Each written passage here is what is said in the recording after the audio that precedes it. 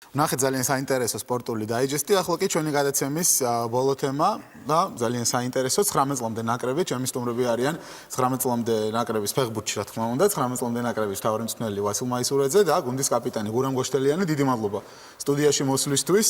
გილოცავთ პირველ რიგში ელიტ რაუნდში გასვლას. საკმაოდ რთული ჯგუფი იყო და რთულად გავიარეთ, ასე თქვა ეს გზა, მაგრამ თავარია რომ მიზანი მიღწეულია. ელიტ რაუნდში ვართ და პირველი შეკითხვა ზოგადი მექნება, როგორ შეაჯამებდით საქართველოს ნაკრების გამოსვლას პირველ რიგში თქვენ და შემდეგ უკვე გადავიდეთ კონკრეტულად თამაშებს. გამარჯობა, საღამო მშვიდობის. პირველ რიგში მინდა მოგილოცოთ გიორგობა, მთლიან საქართველოს და თქვენ.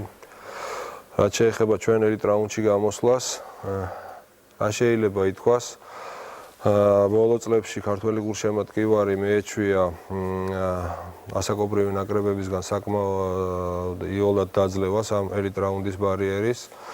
ეხლა ამჯერად ესე არ გამოვიდა, მაგრამ თავარი იყო, რომ დაგვეძლია ეს ბარიერი და გადავსულიყავით ელიტ რაუნდში.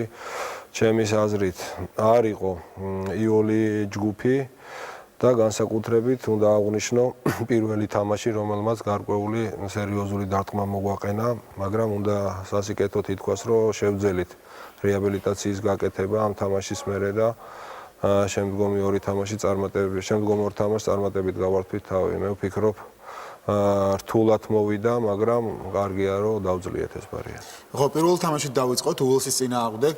ძალიან რთული თამაში გამოვიდა და მე ჩემთვის ძალიან მოულოდნელი იყო უელსელების ასეთი კარგი თამაში. მართლაც პირდაპირ ეთერში მიმყავდა ეს რეპორტაჟი და შესანიშნავი ფეხბურთი ითამაშა უელსის ნაკრებმა. ყველა ელის ხოლმე, რომ ბრიტანული გუნდები უფრო ძალისმიერ ფეხბურთს ითამაშებენ, რაღაც ჩაწოდებებზე გააკეთებენ აქცენტს, მაგრამ ტექნიკურად ძალიან ლამაზად თამაშობდა უელსი და მართლაც არნაირი შანსი არ დაგვიტოვა. გურამ, ზოგადად შენი შტაბ-შტილებებიც გვითხარი და კონკრეტულად ამ თამაშში და შემდეგ უკვე სხვა თამაშებზეც გადავიდეთ. მოგესალმებით, მინდა მეც მივულოცო სრულიად საქართველოს გიორგობის დღესასწაული. მაგ თამაში იმის თქვა შემიძლია, როცა პირველ თამაშს თამაშობ საკუთარ კედლებში არის დაძაბულობა, ნერვიულობა და რაც დაგვეტყო ჩვენ. უელსის თამაში ვიცოდით, რომ კაი გუნდი იყო, ტექნიკური გუნდი იყო, შესწავლილი გქონდა მათი თამაში. მაგრამ სამწუხაროდ ჩვენი ბავშვური ესევით ბავშვური შეცდომების გამო დაუთმეთ ეს თამაში პირველ ტაიმში უკვე 3-0 მიყავდა უელს და მეორე ტაიმში ვეღარ შევძელით უპირატესობის ამოქაიჩვა ესე. მიუხედავად იმისა, რომ გავედით ელიტ რაუნდში, მაინც თამაშის ხარისხი ბოლომდე დამაკმაყოფილებელი მე მგონი არ იყო, იმიტომ რომ მხოლოდ ერთი გოლის გატანა მოახერხეთ სამ თამაშში. თქვენი აზრით, მთავარი პრობლემა რა იყო აი ამ ციკლში და აი ყველაზე მეტად რას გამოარჩევდით, რისი გამოსწორება არის საჭირო იმისთვის, რომ ელიტ რაუნდში უფრო წარმატებით გამოვიდეთ? მე ვფიქრობ, ხარვეზები იყო ყველა გოლში, მაგრამ ვიტყოდი, რომ 7-ში იყო ტური, 7 ნოემბერს. 7-დან 17-მდე არის 9 დღე და 9 დღეში მოუწიათ ამ ბიჭებს 4 სერიოზული თამაშის ჩატარება. ეს არ არის იოლი ამ ასაკში. ვფიქრობ, იყო კიდე ერთი ობიექტური მიზეზი იმისა, რომ ბევრი მათგანი თამაშობდა ხელოვნურ საფარიან მოედანზე და ეს გადმოსვლა გაგვიჭირდა, არ იყო ის დღეები, რა დღეებსაც ითხოვს ბუნებრივ საფარიან მოედანზე გადმოსვლა. მაგრამ ეს არის მიზეზები. მე ვფიქრობ, რომ სამუშაო ბევრია, განსაკუთრებით წინა ხაზში დამამთავრებელ ფაზაში. მე ვიტყოდი, რომ მეტი შემართება და უფრო პრაგმატული აზროვნება გვმართებს, მაგრამ უნდა აღვნიშნო, რომ უკანა ხაზშიც დაცვაშიც იყო ხარვეზები. იმედია, რომ ელიტ რაუნდს უფრო მობილიზებული შევხვდებით, გავითვალისწინებთ რა ამ ჩვენ შეცდომებს. და უფრო მეტგრად დავდგებით ელიტ რაუნდისთვის უფრო კარგ ფორმაში ვიქნებით. ძალიან ხშირად მთავარი პრობლემა მე პირადადაც ვხედავ ხოლმე არის ფიზიკური მომზადება. ახალგაზრდულ ნაკრებებს ეს ახასიათებს, რაც ვაკურდები ხოლმე. აი მეორე ტაიმის ბოლოსკენ უკვე თითქოს მეტოქეებთან შედარებით უფრო ნაკლებად მოძრაობთ, ნაკლები ენერგია გვჩება ხოლმე. რატომ არის ეს პრობლემა? გურამ თუ არის ზოგადად მეთანხმები ამაში და სხვა გუნდებთან შედარებით რამდენად რთულია თქვა ფიზიკურად აი თუ არის ხოლმე ეს შემორჩენა?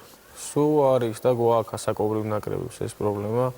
პირველ რიგში ისი ბრალიც არის ჩვენ ახლა ეს ტემპი სულ სხვა ტემპია საქართველოს ეროვნულ ჩემპიონატში, საერთოდ სხვა ტემპია და სამი თამაში გვიწევს რეალურად ამ ტემპში ვითამაშოთ. ალღოს აღება ძალიან ძნელია და რთულია და ის გუნდები და ის ბიჭები, ვისაც ჩვენ ვეთამაშებით, რეალურად ყოველ შაბათ-კვირას ზუსტად მაგდონის თამაშებს თამაშობენ და მე მაგას დავუბრალებ. თქვენ? კი ბატონო, თავიდან ბოლომდე ვეთანხმები, იგივე უელსის თამაშს რო დაუბრუნდეთ. ჩვენ ვერ აუღეთ ალღა იმ რეჟიმს, რა რეჟიმის სისწრაფეს უელსმა შემოგთავაზა. რა ამისთვის დრო იყო საჭირო გადმოსული ჩვენი რეალობიდან ძალიან რთული იყო ესეც სტრაგუნთან უცებ ალღოს აღება და მაგიტომაც დაგვემართა ეს რომ პირველი თამაში დავთმეთ. მეორე თამაში გადავიდეთ ალბანეთთან, ეს მატჩი მოვიგეთ და საბოლოოდ სწორედ აი ამ გამარჯვებამ გაგვიყვანა. შემდეგ ეტაპზე ალბანეთს ზოგადად ძალიან დიდი პროგრესი აქვს ფეხბურთში, ხო ევროპის ჩემპიონატზე გავიდნენ, ასაკობრივზე არ მომხ რა თქმა უნდა ეროვნული ნაკრები, მაგრამ ეს უდიდესი წარმატება უკვე ალბანეთს ჩვენ პრაქტიკულად ყოველთვის იოლად უგებდით ხოლმე წარსულში, მაგრამ ბოლო პერიოდში მართლა ძალიან დიდი პროგრესი გაინცედეს. როგორი გუნდია ახალგაზრდური და რამდენად გაგიჭირათ ეს თამაში და ამ თამაშზე რო ისაუბროთ უფრო კონკრეტულად. გურამ რა თქმა უნდა ალბანეთის თამაშის წინ განვეწყვეთ ისე რომ ეს თამაში აუცილებლად უნდა მოგვეგოთ ჩვენ რომ შანსი შეგვენარჩუნებინა იმისა რომ ელიტ-რაუნდზე გვიასპარეზა ყველაფერი გავაკეთეთ იმის რომ ეგ თამაში მოგვეგო ქონდა ბევრი მომენტები რომელიც ვერ გამოვიყენეთ საბოლოოდ მატჩის ბოლოს კომახიძის შვენიერი თამაშით შევძელი გოლი გამეტანა და სამი ქულა მოვიპოვით რის ხარჯის ესე ვთქვათ გავედით შემდგომ უკვე ელიტ-რაუნდში და ბოლო მატჩი რომელიც იყო გადამწყვეტი ავსტრიის წინააღმდეგ თქო შეგიძლიათ აიხილოთ კადრები ეს ჯერ უელსთან თამაშის მომენტები არის უელსთან თამაში პრინციპში პირველ ტაიმში 3 გოლი გაუშვით და მეორე ტაიმში უკვე დათმო მოედნის ცენტრი გვაცადა ასე ვთქვათ თამაში თუმცა ძალიან კარგად კეტავდა ზონას ტაქტიკურადაც ძალიან გამართული გუნდი იყო ტექნიკურადაც მწვრთნელიც როგორც ჩანს ძალიან კარგი ყავდათ რადგან იგრძნობოდა ასე ვთქვათ ის მისი ცვლილებები თამაშის პროცესშიც და პირწმინდად წავაგეთ პირველი შეხვედრა და რამდენად რთული იყო ფსიქოლოგიურად პირველ რიგში აი ამ ასეთი მარცხის მერე მეორე თამაში გამოსვლა და მოსაგებად გასვლა. ნუ რო ვთქვათ ალბანეთის ნაკრები საკმაოდ რთულად მოსაგები გუნდი იყო ორივე თამაში. იგივე ავსტრიამაც ბოლო დამატებით წუთზე შეუგდო გოლი ალბანეთს. ვიცოდით რომ რთული თამაში იქნებოდა და რთულადაც წავიდა ყველაფერი. მქონდათ კიდევაც მომენტი ალბანელებს ჩვენ კარში და ის ბურთი რო შეეგდოთ ძალიან გაჭირდებოდა რა ბოლოს გოლის გატანა. მე ვიტყოდი რომ მაინც თავდადებამ და ბოლომდე ბრძოლამ გადაწონა ეს თამაში და აი ეს გოლი რომელმაც ამხელა სიხარული მოგვიტანა კომახიძის საოცარი დრიბლინგი სრულიად დამსახურებულად მოვიპოვეთ რა ნუ ესეთი 97 წუთზე ესეთ დრიბლინგს რო გააკეთებ და ესეთ რაღაცას აიღებ შენ თავზე ეს პატარა საქმე არ არის. რა თქმა უნდა, ინდივიდუალურად ძალიან მნიშვნელოვანი მომენტი იყო და ბოლო მატჩი, ხო, აი ცოტა ისეთი სიტუაცია იყო, საინტერესო, რადგან ჩვენ პრინციპში გვჭირდებოდა მოგება, მაგრამ იმ შემთხვევაში თუ მეორე შეხვედრაში ალბანეთის ნაკრები შეძლებდა უელსის დამარცხებას, ამ ვითარებაში უკვე ფრედს გვაწყობდა და მაინტერესებს თქვენგან აი თამაშის მიმდინარეობის დროს თავიდან გასაგებია რომ მოსაგებად გავიდა გუნდი, მაგრამ იქონია თუ არა ზეგავლენა თამაშზე პარალელურად მიმდინარე მატჩის შედეგმა. მოდი ესე ვიტყოდი, რომ ავსტრიასაც აუცილებლად არ უნდა წაეგო, იმიტომ რომ წაგების შემთხვევაში ავსტრია კარგავდა პირველ ადგილზე გასვლის შანსს და ის მოხდებოდა ელიტ რაუნდში სერიოზულ ძლიერ გუნდებთან, ამიტომ ვიტყვი, რომ ავსტრია მოსაგებად გამოვიდა. ძალიან სერიოზული ბრძოლა გაგვიმართა და მე ესე ვიტყოდი, რომ ევროპის ერთ-ერთ უძლიერეს გუნდთან ქონდა საქმე, აი გურამის დამეთანხმება. ავსტრიის ნაკრების სახით ვიძახი. ნუ ბოლო 5 წუთს თუ არ ჩავთვლით, თავიდან ბოლომდე ბრძოლა იყო გაჩაღებული მოედანზე. რა ნუ ბოლო 5 წუთი უკვე ვიცოდით, რომ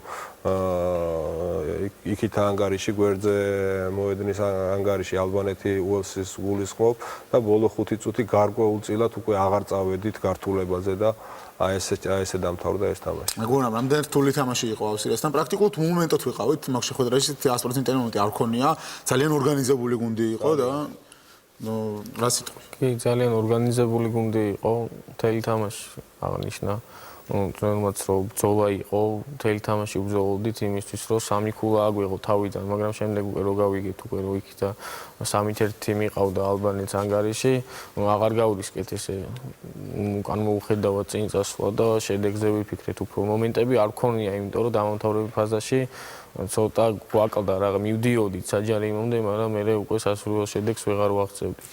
იმედია გამოსწორდება ეს ყველაფერი ელიტ რაუნდზე შევეცდებით რომ გამოვასწოროთ ეს ყველაფერი არ ვიცით ჯერ რომ რა გუნდები შეგვხვდება 3 დეკემბერს იქნება კენჭისყრა და მაგის მიხედვით გავაანალიზეთ მათ თამაშებს და შევეცდებით რომ გავიდეთ საუკეთესო 8 გუნდში ხო, 3 დეკემბერს არის კენჭისყრა, სადაც გაირკვევა ჩვენი ჯგუფი და ასევე გაირკვევა თუ სად ჩატარდება ეს თამაშები და როგორც ვიცი იმის ალბათობა საკმაოდ მაღალია რომ საქართველოშიც იყოს ხო ჩატარდეს ეს თამაშები.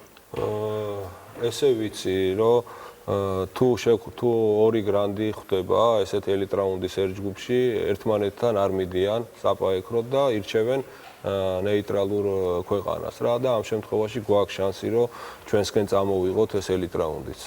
მაგრამ თუ დაუშვათ ერთი ისეთი გრანდი შეხვდა, უფრო გაჭირდება. რომელი ჯობია, ერთი გრანდი ყავდეს თუ ორიდან ჩვენთან იყოს. აი ნუ ვერ ვიცი. რთული არჩევანია, ხო? რთული არჩევანია. ზოგადად აი ელიტ რაუნდიდან გასვლა უკვე ურთულესი არის, რადგან მხოლოდ პირველი ადგილი გადის და სულ 8 გუნდი იღებს მონაწილეობას ფინალურ ეტაპზე, ერთი ისის მასპინძელიდან რეალურად 7 გუნდი არის გასარკვევი. ძალიან სასიამოვნოა, რომ შემდეგში უკვე ჩვენთან გაიმართება, საქართველოში გაიმართება ეს ფინალური ეტაპი და ეს მართლაც 17 წელს კი. კი, 2017 წელს და ეს მართლაც სერიოზული რამ არის, რადგან აი 8 გუნდში ყოფნა უკვე დიდი გამოცდილება იქნება და რა თქმა უნდა ძალიან კარგია. 2017 წელს ასევე ახალგაზრდული რაგბის სოფლიოს ჩემპიონატის ჩვენთან გაიმართება და რაღაც ისეთი გამორჩეული მნიშვნელოვანი წელია. ვასილ, თქვენთან მექნება შეკითხვა. ძალიან დიდი ხანია უკვე გიწევთ ახალგაზრდულ ნაკრებებში მუშაობა, ახალგაზრდა ფეხბურთელებთან ურთიერთობა და აი თქვენი აზრით რა არის მთავარი პრობლემა სისტემური ქართულ ფეხბურთში, აი ამ ახალგაზრდებთან მიმართებაში, რადგან ძალიან ბევრი ნიჭიერი ახალგაზრდა გვყავს ყოველთვის, თუმცა შემდეგ აი ეს რაც გვაქვს სამწუხაროდ ესენი, რომ ეს ახალგაზრდა ფეხბურთელები შემდეგ ძალიან ხშირად ასე ვთქვათ, ვეღარ ვითარდებიან და ვეღარ ყალიბდებიან უკვე უმაღლესი დონის სპორტსმენებად. და აი მთავარ პრობლემას რა შეხედავთ? მთავარი პრობლემა ის არის, რომ რაც გურამმა აღნიშნა, უნდა თამაშობდნენ მაღალი დონის თამაშებს ყოველ შაბათ-კვირას რა. ანუ ჩემპიონატი უნდა იყოს ბევრად დაძაბული და ბევრად მაღალი დონის თამაშები დახუნძლული, რომ ესენი უფრო დაოსტადნენ და აი ესეთ გუნდებთან, როგორიც აი დაუშვათ აი ავსტრია, უელსი იყო თანასწორად რომ შეძლონ პაექრობა რა. ამის გარეშე შეუძლებელია განვითარება. მე ვიტყოდი რომ ჩვენი ჩემპიონატის დონე არ აკმაყოფილებს იმ მიზანს რომ ჩვენი ფეხბურთელები, ასაკობრივი ნაკრების ფეხბურთელები კარგად განვითარდნენ და იმედია რა გულის ტკივილით ვიძახი, არ ვიძახი გვერდზე მდგომი პოზიციიდან როგორც ფეხბურთში ჩაფლული და ჩახედული ადამიანი მინდა რომ უკეთესი ჩემპიონატი იყოს. ხო, ეს მართლაც მნიშვნელოვანია და პირველ რიგში ხა ახალგაზრდულ ნაკრებს რო გადახედო, ხო, აი შემადგენლობას ძირითადად რამდენიმე გუნდიდან არიან ეს ფეხბურთელები და ეს არის ის გუნდები, რომლებიც აქცენტს მუდმივად ახალგაზრდა მოთამაშეებს აკეთებენ, ასე ვთქვათ, სამჭედლოები არიან ამ ახალგაზრდული ნაკრებების.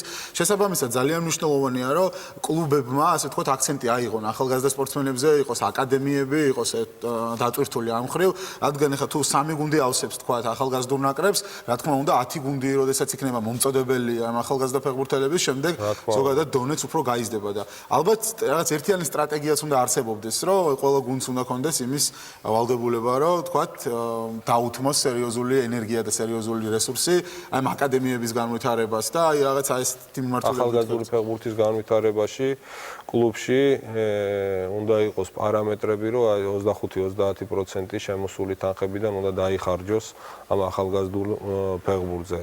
რაც გარკვეულწილად დღეს არ ხდება, მინდა აღვნიშნო და ამის ბრალიც არის სწორად აღნიშნეთ, არ არის მასობრიობა იმ დონის, რომ ჩვენ მწვრთნელებს არჩევანი ბევრი კონდეს, საკმაოდ მწირი არჩევანია და ამ მწირი არჩევანიდან კიდე იწურება ეს ბოლო 16 კაცი და ამიტომაც ხდება ისე, რომ არ არის რა კონკურენცია და კონკურენცია რო არ არის, ამიტომ ხარისხიც ისეც ვერ ვაჩვენებთ ჩვენ გულშემატკივარს როგორცაც ელის. იმედია გამოსწორდება, იმედია რომ წავალთ აღმავლობის გზაზე, აი ეს ყველაფერი საკითხები, ეს რგოლები შეივსება, მოგვარდება თქვენი დახმარებით, რა თქმა უნდა, ეს ფეხბურთი მარტო მწვრთნელების და ფეხბურთელების გასაკეთებელი საქმე არ არის, ეს მთლიანად არის კარგად შესაფუთი დღევანდელი ქართული რეალობა და ქართული ფეხბურთი და ეს ყველამ ერთად უნდა ვიფიქროთ და ვიზრუნოთ ფეხბურთზე, ესე ვიტყოდ. დიდი მადლობა, წარმატებებს გისურვებთ ელიტ რაუნდში და მინდა რომ გულშემატკივარს მოუწოდო, რომ უფრო აქტიურად იარონ ხოლმე თამაშებზე. სამწუხაროდ, ბევრი გულშემატკივარი ნამდვილად არ იყო სტადიონზე, როდესაც თქვენ თამაშობდით, იგივე არც გორში 21 წლამდელებზე და იმედია, რომ თქვათ ეს ელიტ რაუნდი ჩატარდება საქართველოში, გაცილებით მეტი გულშემატკივარი იქნება, რა თქმა უნდა, ეხლა გულშემატკივარის როლი დიდია და აუცილებლად ჭირდებათ ამ ადამიანებს თქვენი ხომაგობა. დიდი მადლობა კიდევ ერთხელ სტუდიაში მოსვლისთვის, წარმატებებს გისურვებთ ელიტ რაუნდში. ჩვენი გადაცემისთვის განკუთვნილი დრო ამოიწურა, მე გემშვიდობებით, შემდეგ ორ შაბათს შევხვდებით ერთმანეთს, კარგად წენდებოდეთ.